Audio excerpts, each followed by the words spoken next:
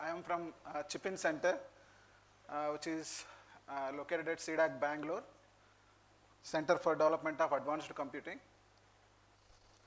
So what Chip-in Center basically does, Chip-in Center helping the entire country, academia, startups, MSMEs, all in the sense who are all actually into incubating startups or MSMEs in VLSA field, are all academia, IITs, NITs, state government institutions, even private institutions, everyone. We support EDA tools. We support multi-project wafer tape-out or fabrication services. There is a smart lab which is located at NEEL at Calicut. So there are many FPGA boards are actually installed and kept there. So you can actually visit NEEL at Calicut web portal and you can request for and you can prototype your designs virtually. And all design for trainings, if you see c2s.gov.in, there is a web portal for C2S program. How many of you know what is C2S program? C2S program, anyone knows? Very less people, okay. So C2S program is initiated by central government of India, which is Chips to Startup program, where it supports all academia to actually generate trained manpower in VLSI domain. What is trained manpower in VLSI domain? So in the aspects of EDA tools like Synopsys, Cadence, Siemens, ANSYS, Silvaco, Keysight, there are many tools are available centrally hosted at Chip-in Center. So all institutions given access to actually take the advantage of EDA tools. Second thing is we train them for all design flows, whether it is analog, digital, mixed signal, whatever the design flow, we help all the institutions. And we help fabrication services in the sense once they submit the design, there are many things that actually foundry needs and packaging form needs, those compliance checks. Whether design meets those compliance checks, that and all, Chip-in Center will actually verify and will suggest the institutions to actually change or whatever the modifications required to do the tape out of the design. So these are the things what Chip-in Center does. Once the design comes from the institute, can you see the marker? Yes.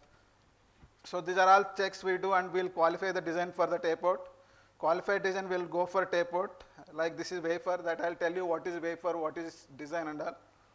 Then so once wafer comes, it will go dicing, sub-dicing, and die will come, die will get packaged. So these are all services will be provided by Chip-in Center. So last phase, Chip-in Center almost supported 71 designs across the country. You can see name of all institutions which are all supported under this particular initiation. Okay, so now we'll go to a bit technical. So now stop me wherever you have any doubt. I'll try to clear that time only. And we'll learn something from this talk. So do you all know what is wafer, what is technology, what is GPDK, what is technology PDK, what is FPGA, what is ASIC? I believe that you know basics of ASIC, FPGA, technology means what, foundry means what is 350 nanometer, what is 180 nanometer, 90 nanometer, 45, 28, 7, even now 3 nanometer is going on. So in that, there are two kinds of fabrication foundries will support. One is for production, in the sense, like companies, commercial companies will go for the foundry. Maybe like there are many fabless companies are like there, like Qualcomm, NVIDIA. They are all fabless companies, but they go to fab and they'll give like, do this chip for 1 lakh, 2 lakh, or 5 lakh, or 10 lakh chips I want, mean they'll just production wise, they'll fabricate. There is one more thing, MPW, multi-project wafer. What does that mean? So institutions won't go for production. Institution will just do research and development. So for that research and development, they want to buy for some sample, like 100 samples or 120 samples or 50 samples, just whatever the design they actually developed for a technology, fabricate it and they want to test it. So they don't need a production, right? They want some samples. For that, all foundries, almost all foundries support MPW, multi-project wafer. So that multi-project wafer we'll see with a design. So every wafer will have reticle. So it's not that one design you given means all the wafer will occupy with your design. So it is different designs comes from different institutions or startups also first to do prototyping. First they check whether chip works or not, then only they go for production. So without checking, without prototyping and without characterizing any design, you should not go for directly production. It will end up with huge loss.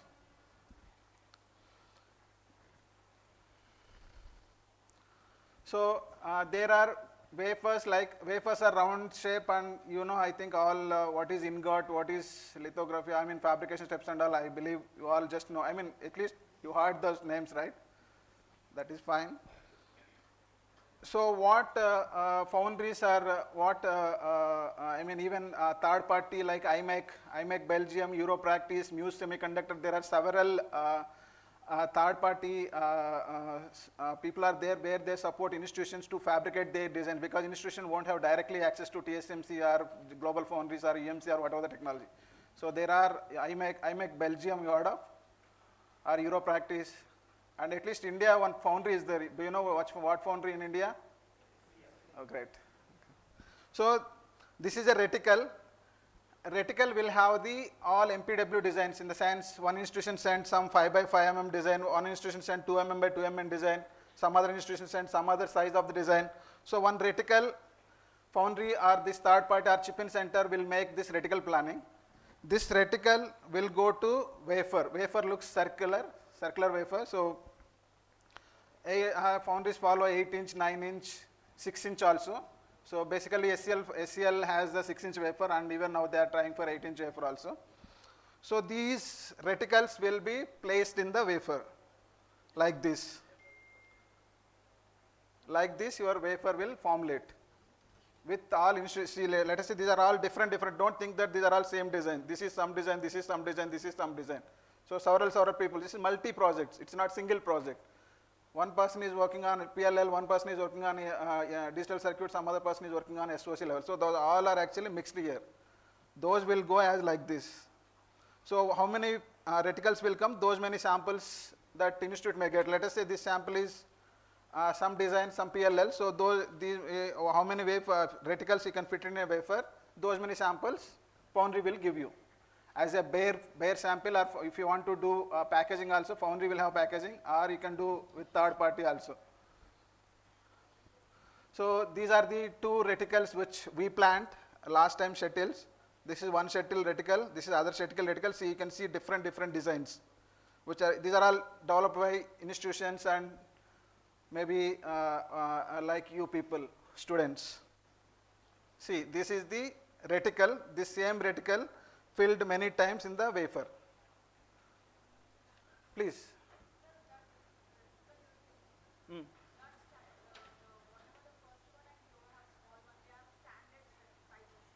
Actually yes, right question. So actually if you send zigzag die sizes, it is very difficult to actually plan the reticle. So always foundry impose on certain minimum areas.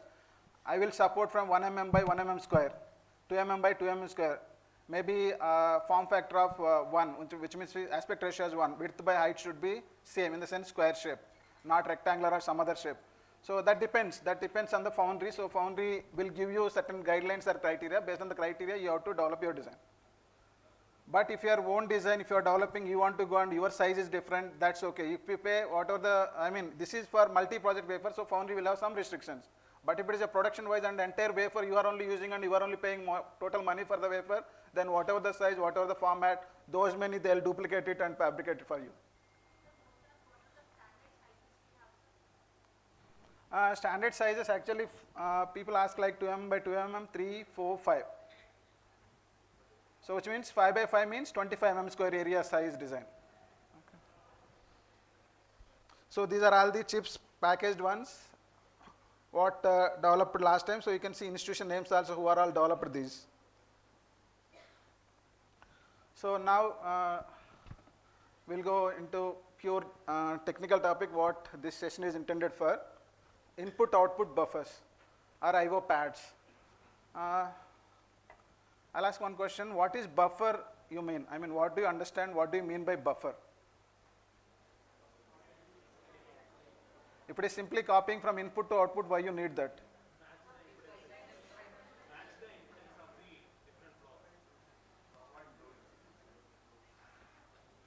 Okay.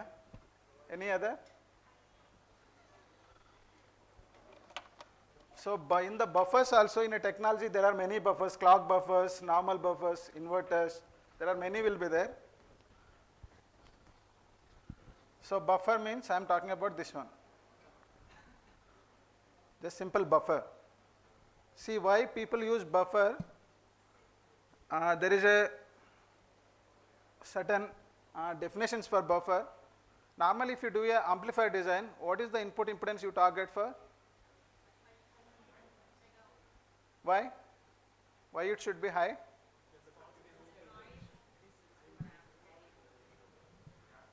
What is the output resistance you target for? Q. Why? Let us say, two ways we will talk. Always buffer should have first and foremost infinite input impedance, and second thing is zero output impedance. Zero output impedance, infinite input impedance, buffer should have.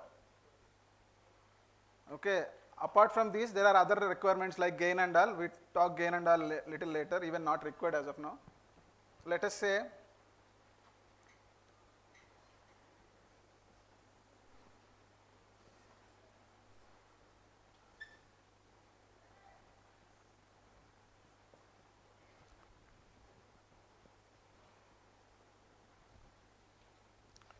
so if let us say your circuit has input impedance as infinite, what is the output here? V into infinite by infinite plus Rs, right? Take out infinite out, 1 plus Rs by infinite, which is 0 anyway. Finally you will get V. Correct? So when you want to transfer signal from one place to some other place which is even far kilometers, but there should not be any disturbance to the signal, or whatever I am transmitting should receive there, means people use buffers. Buffers will have infinite input impedance, which will make sure that try to get the actual signal what is transmitted. So why output impedance is 0?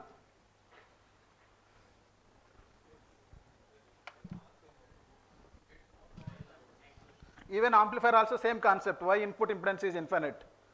Same concept, there is no change. Amplifier should not disturb the signal. Okay.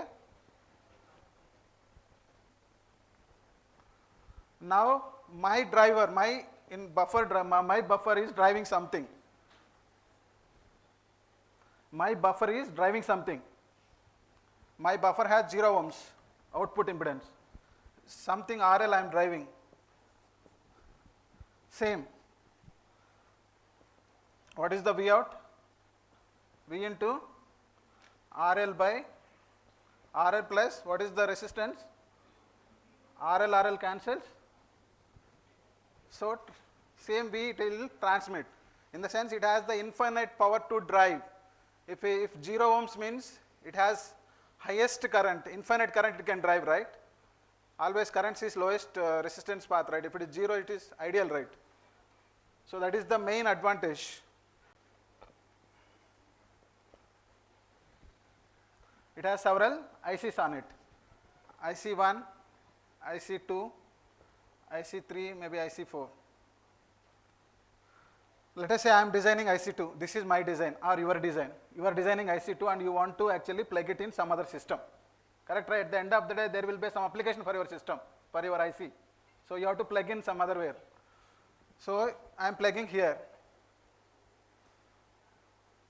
So now my IC has to receive some input from this IC. So they both are communicating each other. So this will have some output buffers.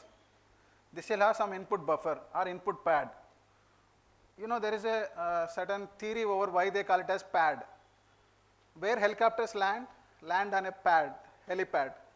Here also your signal from the PCB that through bond wire or trace will come and land on your IC. So that's why they call it as pad. And there are some other theories also which I'll discuss now. So there are basically and mainly 3 kinds of pads are there.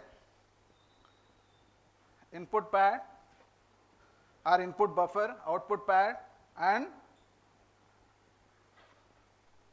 bidirectional. It can support both. It will support both. Okay, now here one output pad is driving my input pad, and I have also some input pad, output pad, and bidirectional pads, and I am driving some other input pad. Okay, so now why Venkat, why you need pads? Directly inverter, can I keep inverter output, I will try to connect to the other IC. What is this pad? Correct, right? So let us say some design NAND gate or AND gate is there. That output I want to connect as a chip and then connect to some other IC. Why all these concepts pad? For that you need to understand several problems with the PCB or with the requirements of the your design. Your IC blindly you won't design, right? This will have specifications. This will have certain frequency to meet. This will have certain load to drive. This needs to have certain frequency, signal has to receive it properly. Correct? Basically, what is the interconnect duty? Interconnect duty, say it is a PCB trace, which is interconnect, technically we call it as. What is the interconnect duty? Whatever the signal applied here, without any disturbance, it has to transfer here. But will it do? Interconnect has its own electrical properties which disturbs my signal. But without interconnect, I can't transfer. I need to use interconnect, but interconnect has some properties which disturbs my signal. So that if you read signal integrity, power integrity, you will get to know what are all the problems, and most of them covered by Srihari Rao sir also. Okay, so let us say my clock is coming here, which is a very good shape. I am driving from here, IC1 is driving, but due to this interconnect, there might be problems, or there might be in between also. Why these problems will come, do you know? You all know transmission lines? Transmission lines, see normally in RC circuits or ICs, people does lumped RC models, which is not correct. While signal is transmitting, while signal lands on the interconnect, it always travels. It always travels. There is nothing stops here. On the interconnect, there is nothing stops there. Transistor you can switch off, something else you can switch off, but interconnect you can't switch off. So interconnect, if there is a discontinuity in the interconnect, why discontinuity come? PCB will have several layers also. If there are more components in the system, downside some components, upside some components, even middle also people will some components. So there will be routing disturbances. See, always my voltage and current which forms the signal, that you know, which forms the signal is traveling. So traveling means it sees certain impedance on this transmission line, or so why we consider transmission line is basically you need to account both time and position. Lumped models will account only that position but time. So after some time it will signal will come here, after some time signal will come here, it will come here, it will come here. You should not model everything as a lumped. So transmission lines considers both position and time. So that's why you have to model PCB or even ICs in the transmission line models, not with the lumped RC models. Okay, so let us say there is a discontinuity here. What happened? See, if there is a continuity same, always signal once it travels it sees again some impedance which is called instantaneous impedance. Again it will see, again it will see. If that instantaneous impedance is same, it continue to travel, it continue to travel, if there is a change in the interconnect, then there is a change in the resistance. Otherwise, I'll explain even more better. Let us say C, you all know C, right, where waves will be going on. So with certain, with the same limit of resistance, it will go as it is same way. Suddenly there is a bump. What happens? Something, water will come or reflect back, some will move forward. Till now there is no bump, water will flow as it is. Consider water is a wave of electrons, sorry. If there is a bump, let us say in the edge, there will be rocks, full rocks, right? It is infinite impedance for the water. Nothing will go forward, everything will go back. That is infinite impedance for that water flow. Everyone is getting? Same thing with interconnect also. So there is a beautiful theory for the CMOS, why CMOS actually here better. CMOS has MOS transistor has oxide, right? Even by BJTs won't have. Oxide means it's a, I mean, insulator. Insulator means there won't be pass. It's an infinite resistance. It will reflect back everything. In the sense, like I told you, buffer definition, why input impedance is infinite. Ideally, MOS transistor will have infinite impedance due to its oxide, gate oxide. Okay, that's why people use one of the main reasons. Second reason is low power, CMOS. Okay. So now, if there is a change in the instantaneous impedance, something will go back and remaining will go forward, which is called reflection coefficient. You all know, right? This is some R, this is some RL. Let us say RL minus R naught by RL plus R naught, rho, reflection coefficient in transmission line theory. So going back will be rho into whatever, and going forward will be 1 plus rho into whatever the signal. So this much not required, but I'm saying. So why these comes like bumps or something? Because of the discontinuities in the interconnect. Why I explained this interconnect is, what are all these problems came after coming the clock signal here? Because of the discontinuities in the interconnect. See, if it is a continuous same impedance, people call it as characteristic impedance. It is characteristic impedance of that interconnect. If that doesn't change, signal won't change. If there is a change in the characteristic impedance or whatever the signal sees, that instantaneous impedance, then everything goes not with respect to as we planned. Okay? So now my signal is very bad. So I want to get pure signal. So I have to do something analysis here in my pad. Okay, that's why you need IO pad. So what are all the external effects which are actually are there? You should not propagate those effects into your IC. To stop those, you need IO pads. Second thing, drivers. Drivers will have to drive your IC, this IC, IC3 call here. This will have some input capacitance.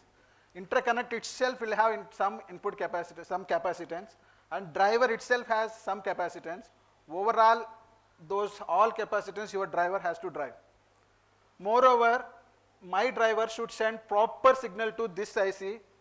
It should not send some improper signal to next IC. Correct? So those are all the requirements of my output buffer or output driver. Everyone with me? Yeah, if you have any questions, you let me know. Now, if you design with inverter only, what is the problem? Your IOs. Just I will design only inverter. Mostly I will speak only inverter. Okay. Oh, one more thing. Whatever ICs I drawn, right? Don't think that on a PCB all ICs are same voltages. Maybe this technology may be 1.8 volts, which is SCL I am doing. Some other technology used 5 volts. Some other technology used some, let us say some 1.2 volt technology, whatever. You have to actually incorporate these effects also while designing your ICs. What does that mean? Let us say.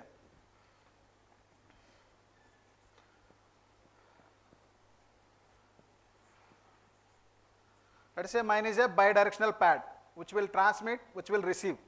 Okay? This is I am talking about my IC, IC2 or IC3, whatever. Now there is one more IC which is transmitting, or it will receive also, both. There also bidirectional pad is there. Now this is 3.3 volts IC and mine is 1.8 volt IC. Let us say it is transmitting 0. There is no problem. My buffer will receive, and there is certain criteria or certain signals which will switch off both the driver, inverter.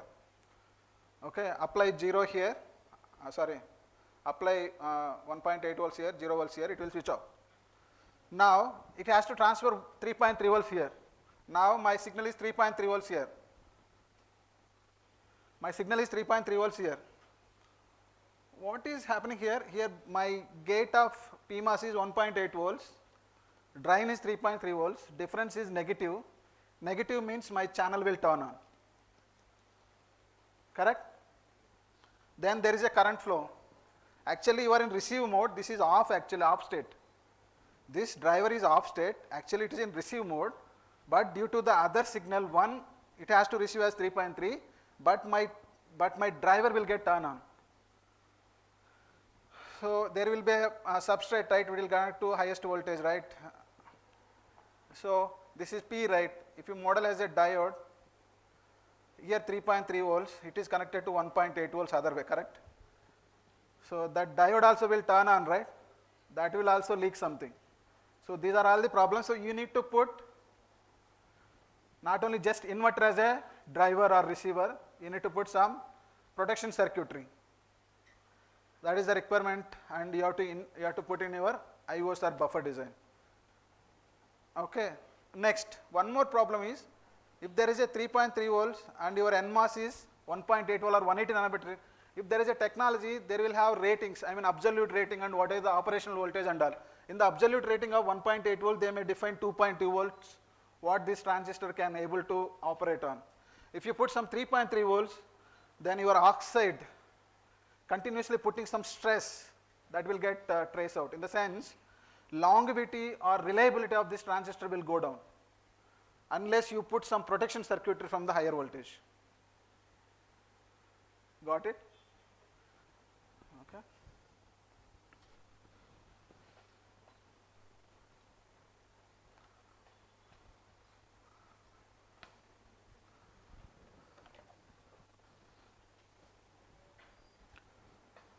Now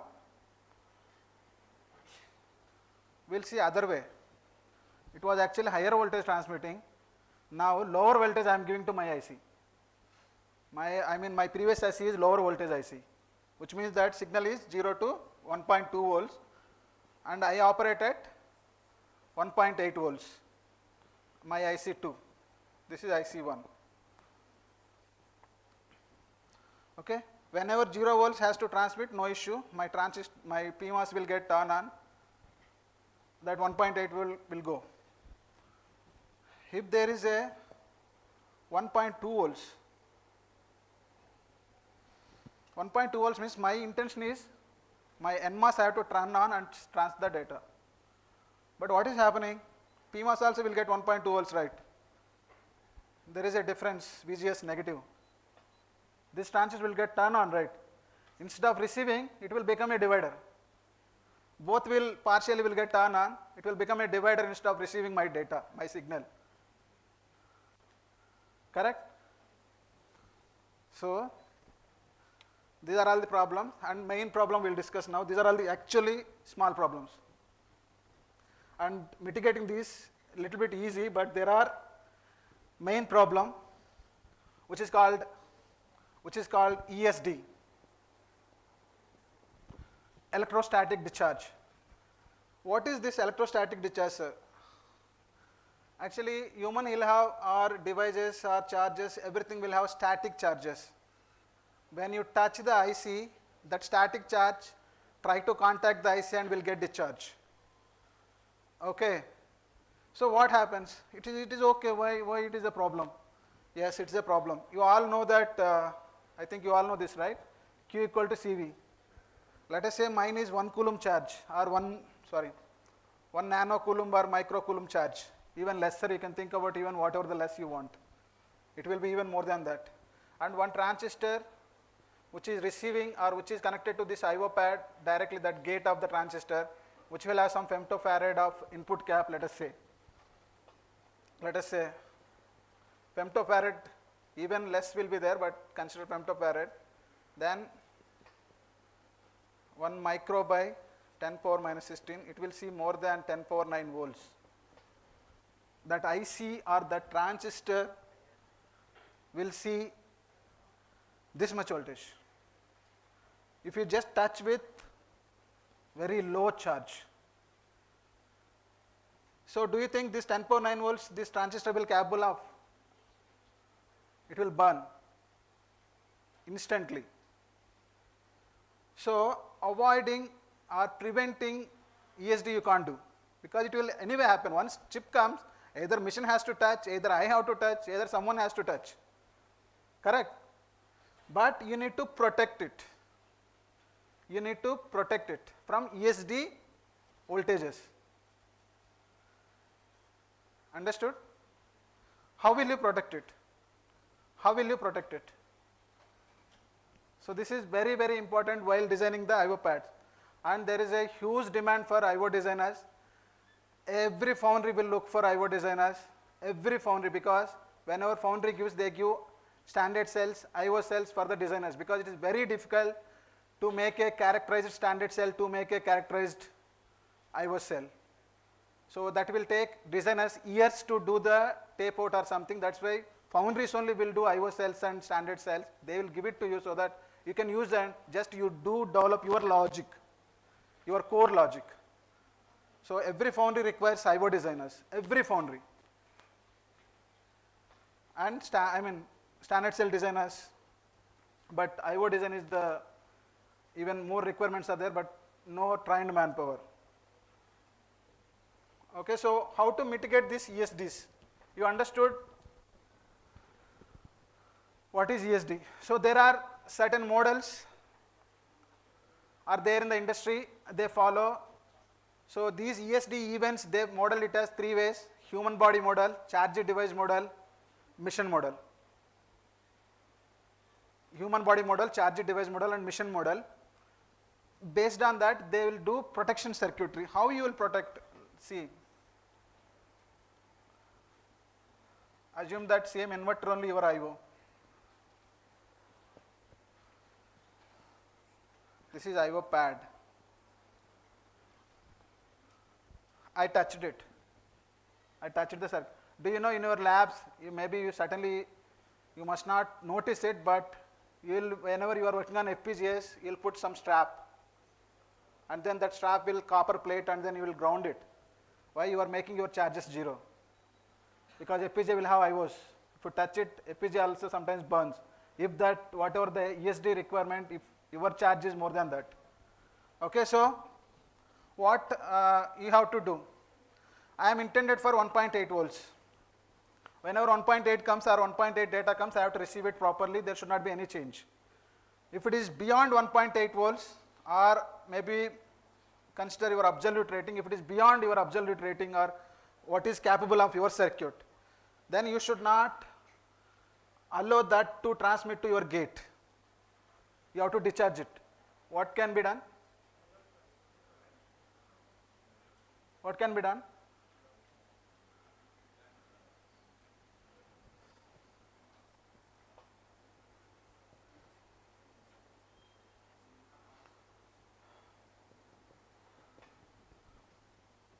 So when up to 1.8 volt receives, this is PN junction, PN diode, so it won't turn on. Correct, right? If there is a greater than 1.8 and let us say 0.7 volts cutoff voltage of this, then 1.8 plus 0.7, 2.5 somewhere. More than 2.5, this will turn on. Which means that more than 2.5 volts, whenever IO pad sees, that will go this way and it will discharge. If it sees negative voltage lesser than 0, then also this diode will turn on, because here negative voltage, here 0 I connected. Again it will discharge. Correct? So you can use stacked diodes also, but requirement of these is huge. It is not that you are operating at 2.5 or 10 volts or 20 volts. You are operating at megavolts or gigavolts.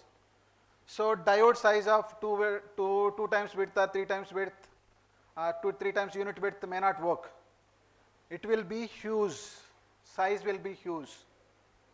So your IO pad size will depend on many parameters, and it will directly affect your chip size.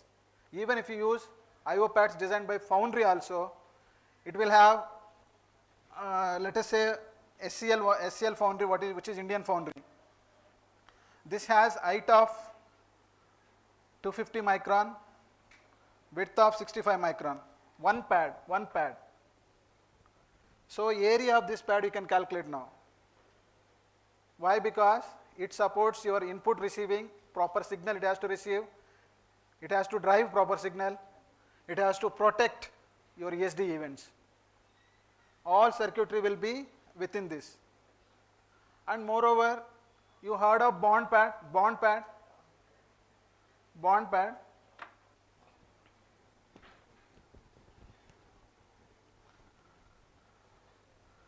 Whoever seen layout, I am just saying for them, so they have to understand why, what is this. There will be a certain bond pad and here your IO circuitry will be there. And this is IC2. Whatever the signal coming, bond wire coming will connect here. This is area wise, it is minimum it has to be some, it is 60 micron by 60 micron, something like that. Why? It's just a signal, right? Just put some metal of wire. Why you need that much bond pad size? You have to understand, in PCB you are working on millimeter technology. In ICs you are working on nanometer technology. There is a millimeter bond wire coming and directly connecting a micron width will not work. You have to put some bond pad. I told you, na, pad. So you have to put the area of the pad in a way that your helicopter has to land. You should not put some small distance, small area where helicopter can't land there, but you are keeping there. So it needs this much area so that it can cope up with the bond wire or PCB technology, where this IC will be going to sit, or packaging technology, whatever. Got it? We are going beyond time. I'll finish it up.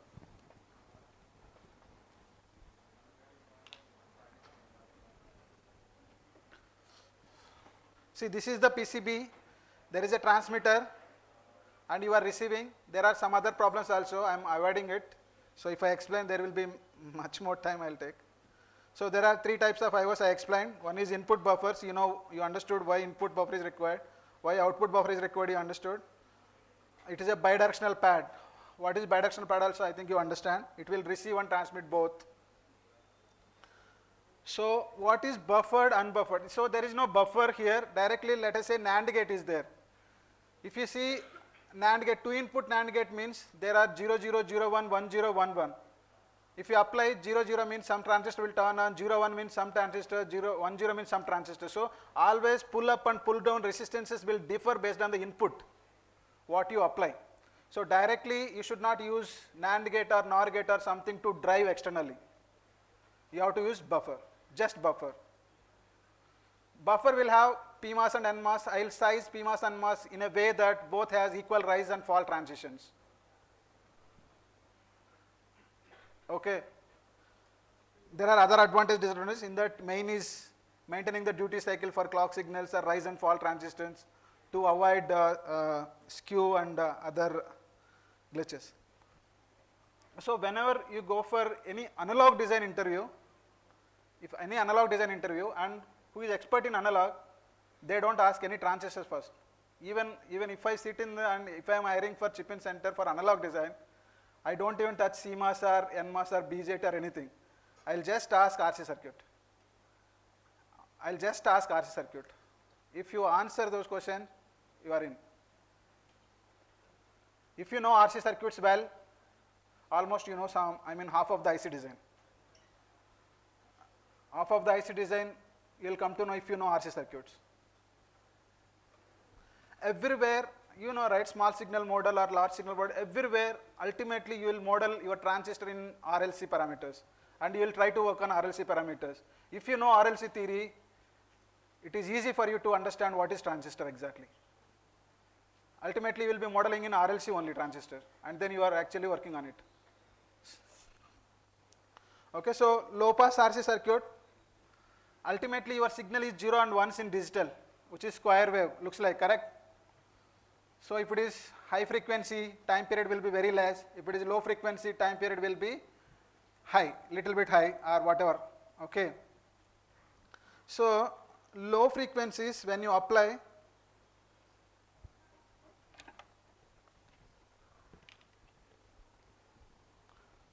see I am talking about simple RC, which we call it as integrator also, or differentiator also, if time is there, I will explain you. I am applying like a step or square wave to the RC circuit. RC circuit. See here, how much time you have given this capacitor to charge or discharge is the main thing. Let us say you have given enough time, it will charge properly like this, and it will try to send square wave at output also. You have given less time to charge or discharge, your signal will be like this. Even you have given even more less time, which means that your operating frequency is in terms of gigahertz, then you are switching very frequently. So you are not giving time to capacitor to charge or discharge fully. So it will become a triangular instead of actual square wave. In the triangular wave, if it is even worse, you can't recognize which is 1, which is 0. At the end of the day, you can't recognize anything. Correct? You know, I think you all know, that's why I am not explaining exactly. See, you know, right? V out equal to V final, you would have learned, right? V initial minus V final, e power minus t by time constant for a low pass integrate. V final is, my final is 1.8 volts it has to reach, V initial is 0. So it will be 1 minus V into 1 minus e power minus t by RC something. So, I mean my school, sorry, college learnings. See, so you all know time constant means when output reaches 63.2% of your input, that is called time constant. You would have learned your BTech. That is defined as time constant. So if there is a 5 RC, in the sense you have given your width of the square wave 5 RC is the width of your square wave it takes. Okay, then it will, you will get output reaching up to 99.3%. You understood what is the meaning of it? Your time period is 5 RC, in the sense your half of the time period is 5 RC times. Then output may reach 99.3% of whatever you applied. If your time period is only just RC, in the sense your half time period is RC by 2, then you may reach 37.2, in the sense you will get a triangular wave output. So you are not giving time to reach, you are just switching back again. This is something like that. Let us say 16 RC means 8 RC.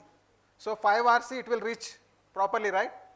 By 5 RC it will reach 99 point. You have given 8 RC, so it will properly reach. Now I have given 10 RC means 5 RC only, half time period, which means that it will reach 99.3, it won't reach properly. But you have given even less, 4 RC only, in the sense 2 RC or half period, then you won't even reach actually. Understood? So in terms of frequency domain also you can understand actually. One example I will tell you in terms of frequency domain how to understand. Signal goes through the interconnect, I told you, right? Interconnect doesn't have infinite bandwidth to transmit whatever it comes, right? It has discontinuity, it will have limited bandwidth. Let us say it is low pass filter, it will turn off high frequencies. If it is high pass filter, it will off low frequencies. Ultimately your square wave means what? It is, if you remember your Fourier transform, Fourier series of your square wave is nothing but accumulation of all infinite sinusoidals. See, ultimately your Fourier transform works on sinusoidal, right? You remember? Okay, fine. See, if it doesn't get you, ask me now only, I will explain you. So this is the problem. See, now I am, you can see the waveform, which is very important. 1 gigahertz to 5 gigahertz IO it has to meet, I mean it has to drive. And then I have given certain load, 1 picofarad to 5 picofarad I have given. Why pico? Why not millifarad? Why not farad? Why not? Do you understand capacitor, how much it occupies if it is a 10 farad? It's okay. So your drive strength I am talking about resistance. So this R I am talking about. If it is very high frequency, what is the R value so that I can drive properly that capacitance and I will meet rise and falls. So for that I took one 10 RC as T time constant, 4.4 RC as time constant. I am written for 4 gigahertz. Then you need to have almost 0 ohms. Ideally 0 ohms can drive anything because it can drive infinite current, right? So if it is 3 gigahertz or 2 gigahertz, what is the resistance would be? So we understood so RC circuit you understood. RC circuit I told in terms of only output buffer, you can model it as several things and you can analyze it as several things. There are 100 things with RC circuit that you have to understand. Okay, so output buffer is like this architecture. I am going quickly. So there is a pull up, pull down. So whenever 0 has to transmit, then pull down circuitry, 1 has to transmit pull up circuitry. So this pull down and pull down, see resistance going lower and lower, your transistor width is, if it is higher width then resistance is lower, that you know, right? R is inversely proportional to width. So if you want to drive this much, or if you want to design for a 20 ohm resistance, you need to have some 1000 micron width of transistor. 1000 micron width of transistor, simply you should not drive with some inverter here, this side. I am talking about pre-driver.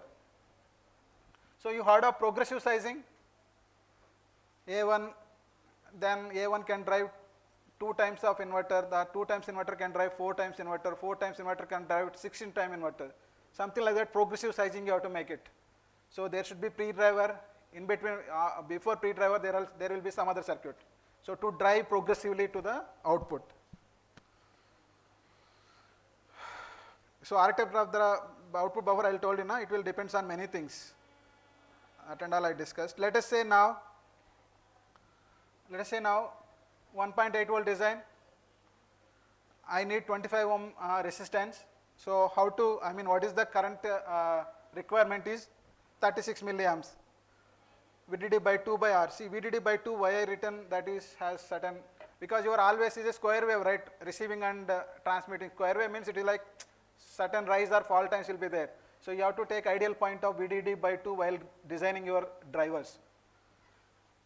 So based on that 36 milliamps, if you assume for transistor 1, let us say some microamps current that transistor can drive, means what is the width of the transistor you can actually derive. So ultimately I derived, it requires 500 micrometer of PMOS transistor width and 360 micrometer of NMOS width. So you should not directly put and design your inverter, okay? Because geometrical DRC, design rule checks, you have heard of design rule checks. So certain technology you will have mostly maximum 10-15 micron width only you can put, not more. You should not go more than that. So these are all foundry requirements. You can see why foundry requirements and why that such limitations. You can read about it. Actually, it's a good theory behind all this. So that's why you can connect parallelly transistors to meet that width. 1 minute. See, oh, it's not. Okay. So input buffer also should, inverter has one switching threshold, right? One switching threshold, if it moves back and forth, your receiving will be time period changes actually. Let us say your switching has 2 low and high. So whenever it crosses my high switching point, I will switch to 1, and then low switching point I will switch to inverted output.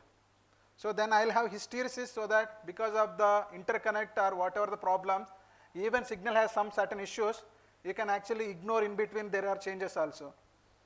So that is hysteresis we call it as. For low frequency applications you can do Smith trigger, is very simple. Low frequency applications you can use Smith trigger circuit.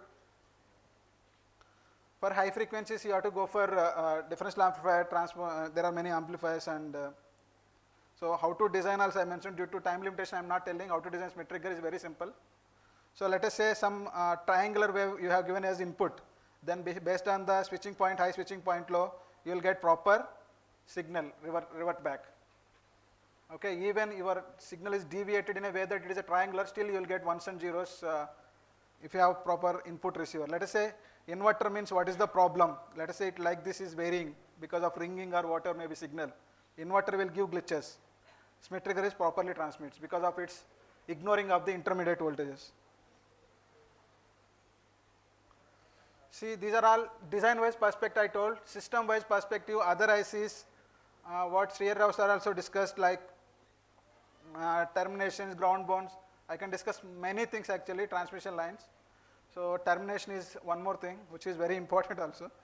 So you have to consider all these things while designing your IOs, and your IOs resistance. If let us say if you design for 25 ohm resistance, So with respect to process variation, voltage variation, temperature variation, that resistance will change, which means that your rise fall transitions will change. Ultimately your actually signal quality will change and your duty cycle will change. So you have to design for PVT control, you have to design for tri-state. When it is a receiving, it should not on actually.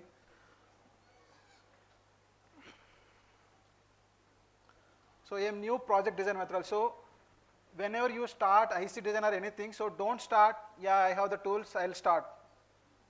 What you are designing, what are the problems will come, those and all actually nowadays actually theory, I mean ChatGPT is there, even more you will get actually. So you have to analyze the problems, those problems you have to make them as your goals are meeting those, then you can design your circuit. See what is the problem is, now your driver is like this, right? Resistance of 25 ohm you are designing, characteristic impedance is of your transmission line is 50 ohms or let us say 25 ohms only. What is the landing voltage? Here you applied VR 1.8, you will get V by 2, right, because 25, 25. V by 2 will get transmitted instead of V, right? So what will you do? So there is a why the same story will come into picture. Your receiving will be your NMOS or PMOS, right, which has oxide. Oxide is insulator which has infinite resistance. Infinite resistance means V by 2 means it will transmit V by 2, it will reflect back entire V by 2. Which means that at the end here it will see V by 2 plus V by 2, which is V. Okay. So for more knowledge there are some references.